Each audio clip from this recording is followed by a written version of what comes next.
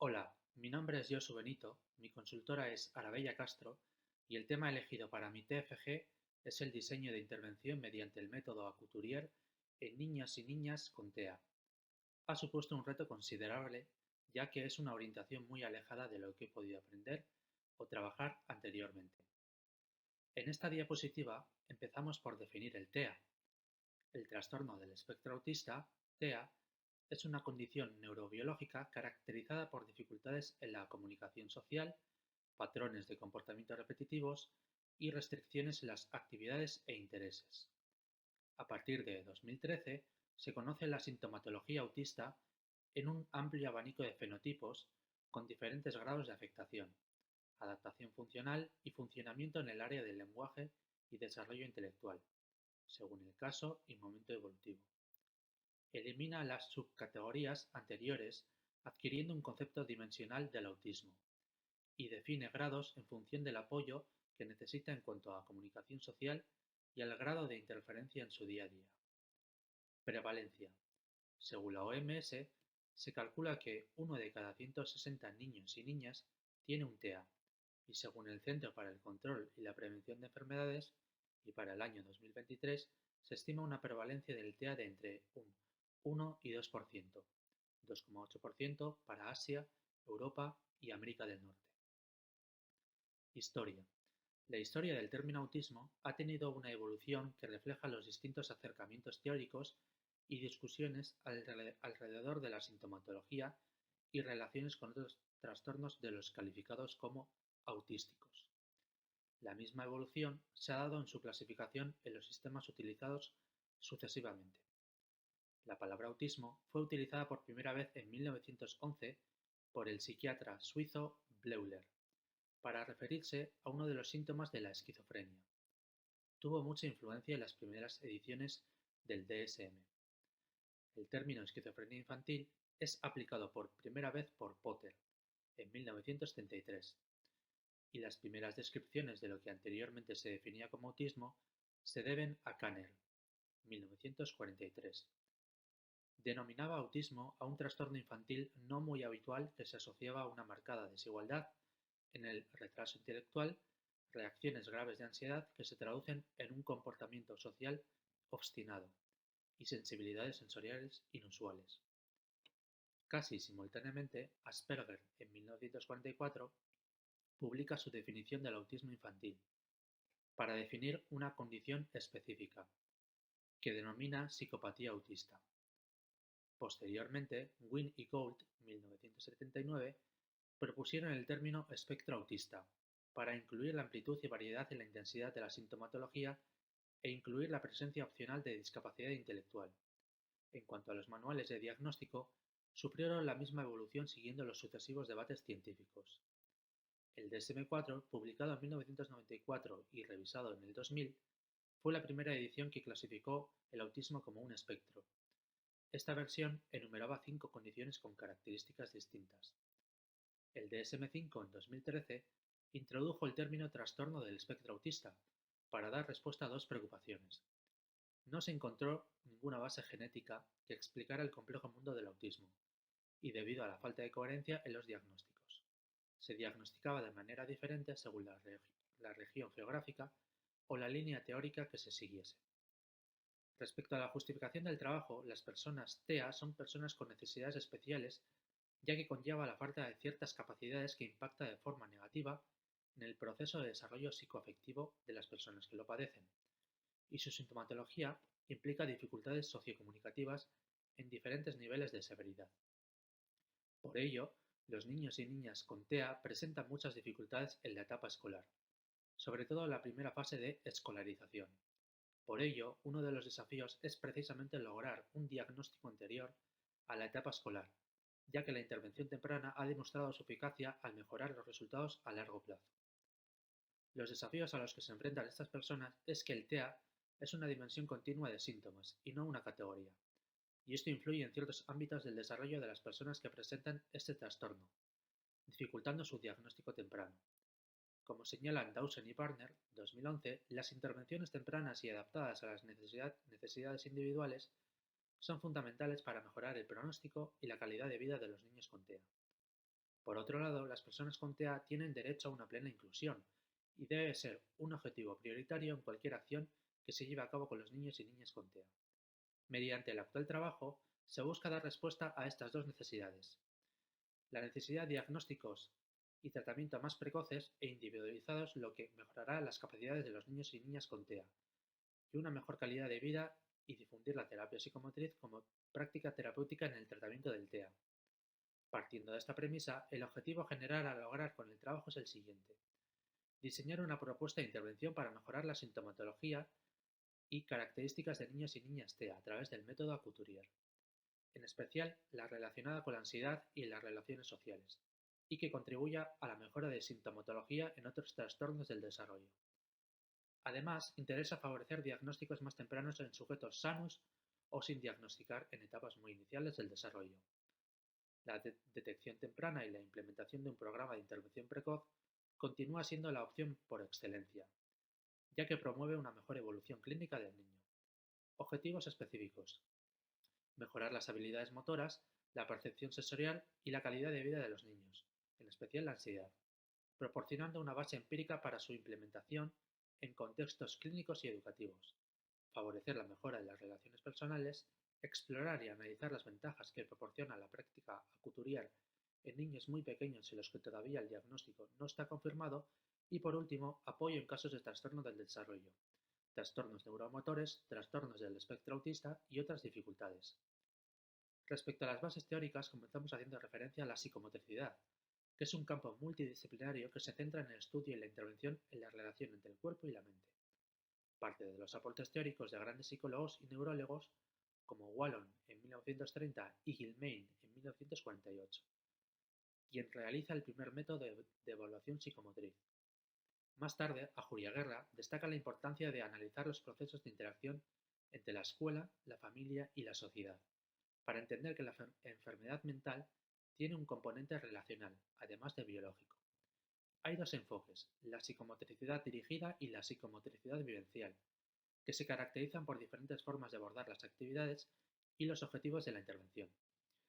Centrándonos en la metodología empleada en este TFG, pertenece al campo de la psicomotricidad vivencial, que se centra en la experiencia inmediata y espontánea del individuo durante la actividad psicomotora, buscando integrar la dimensión motriz y emocional del individuo.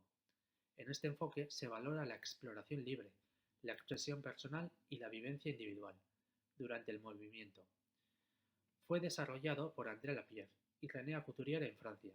Definen esta práctica como una técnica de intervención específica por medio del juego espontáneo, cuyos objetivos son el acceso a la comunicación, al pensamiento y a la creatividad. A través del movimiento espontáneo y libre, los niños aprenden a construir su identidad y llegan al pensamiento racional a través de percibir su propio cuerpo. Encontramos dos orientaciones esenciales: la práctica psicomotriz educativa y preventiva y la terapia psicomotriz. La orientación de este trabajo se basa en la terapia psicomotriz, ya que el campo de interés es la psicología clínica.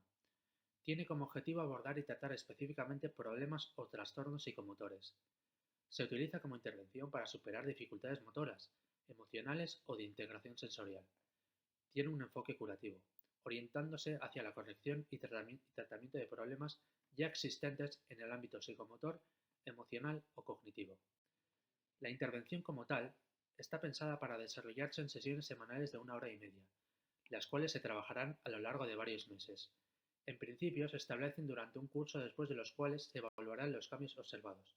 El protocolo es el siguiente: ritual de entrada, tiempo de trabajo, cuento y/o representación gráfico-plástica y ritual de salida. Habrá sesiones enfocadas al componente emocional, donde se trabaje con las emociones y en donde se vea su capacidad relacional en relación con el psicoterapeuta y con los otros en sesiones grupales. Otro grupo de sesiones pondría el énfasis en favorecer la mejora de las relaciones interpersonales entre los niños y niñas y sus relaciones socioafectivas mediante juegos compartidos de tipo sensoriomotor. Un último grupo de sesiones contaría con el objetivo de realizar un análisis de capacidades del lenguaje oral y comunicación, con el fin de mejorar las posibilidades de integración del menor, además de que permite un afianzamiento del diagnóstico. En otras sesiones serán importantes el juego de presencia-ausencia y unión-separación. Las sesiones están pensadas para trabajar tanto en individuo individual como grupal. Se hará una evaluación inicial previa, con el objetivo de ver el estado de partida y una evaluación al finalizar el tratamiento para valorar la situación global de la persona al terminar la intervención.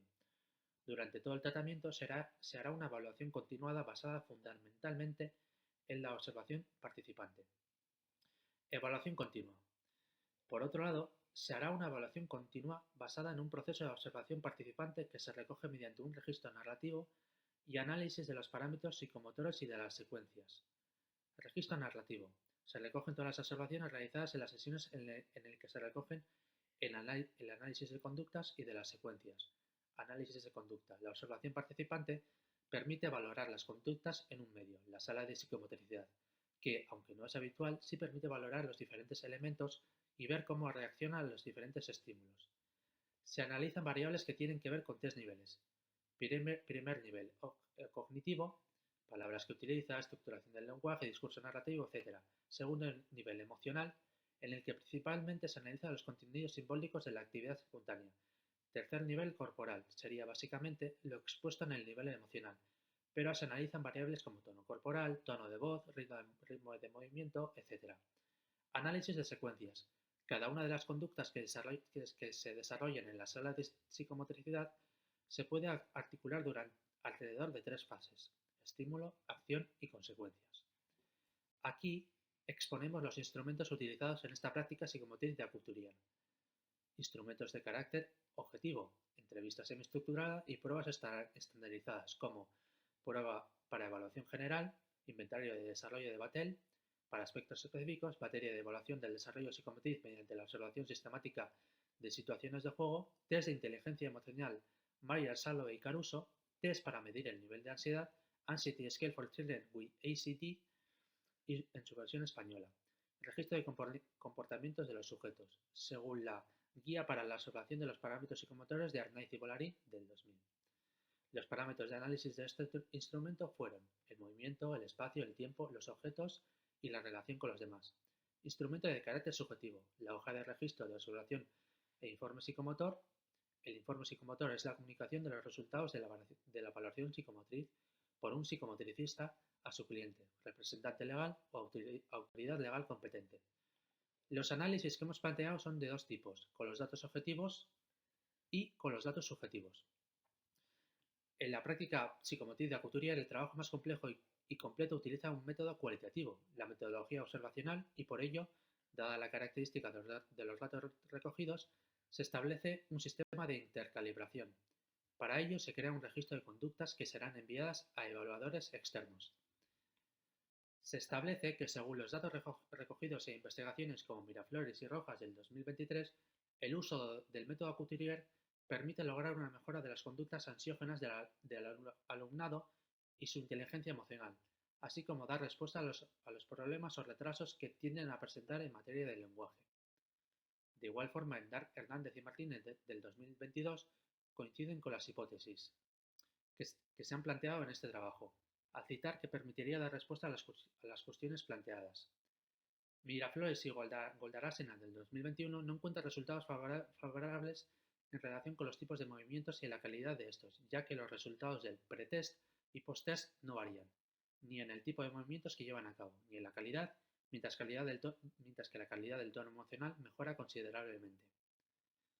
Tras esta discusión se establece que se considera necesario valorar la posibilidad y eficacia de que las propuestas que utilizan este método trabajen de forma paralela al desarrollo de la psicomotricidad. Se ha comprobado que hay numerosos trabajos en los últimos años en los que se utiliza la práctica psicomotriz de Couturier en su vertiente vivencial. Sin embargo, hay muy pocas publicaciones en las que se aplique la práctica psicomotriz de Couturier dirigida. Según determinan Larrange 1976, Serrabona 2006 y Bernaldo de 2012, sería más útil combinar ambas metodologías buscando un equilibrio entre la parte motriz y socioafectiva. Las conclusiones por fin fueron las siguientes. Este método parece presentar beneficios amplios para fomentar el desarrollo psicosocial de las personas con TEA, especialmente de aquellas que presentan problemas de conductas ansiógenas o problemas de comportamiento en la etapa de 6 a 12 años de edad. Otras de las conclusiones halladas versa sobre la importancia de trabajar de manera temprana con estos niños y niñas para lograr el máximo desarrollo posible. y se ha tomado constancia de los beneficios que el método Couturier trae consigo para trabajar con los niños y niñas TEA. En cuanto al resto de objetivos específicos, se considera que su logro ha tenido lugar a través del desarrollo de los capítulos correspondientes del marco teórico. Se ha seguido la planificación que se marcó para la realización del trabajo, aunque ha habido que solventar inconvenientes tanto en la parte descriptiva como en la metodológica. Es una práctica terapéutica novedosa, con varias escuelas y con una vertiente pedagógica mucho más amplia que la terapéutica, que es por la que nos hemos inclinado en este trabajo. De ahí que las publicaciones centradas en la práctica terapéutica son muy escasas, y más escasas aún las publicaciones con estudios científicos sobre esta práctica. Creo que esta herramienta depende mucho de la formación, capacidades y dedicación del psicomotricista. De cualquier forma, al ser tan dependientes del terapeuta, consideramos que los procedimientos de formación y capacitación profesional deben estar estipulados y consensuados y ser avalados por instituciones científicas y o colegios profesionales, siendo la práctica uno de los requisitos más importantes. Y con esto termino mi trabajo del TFG. Muchas gracias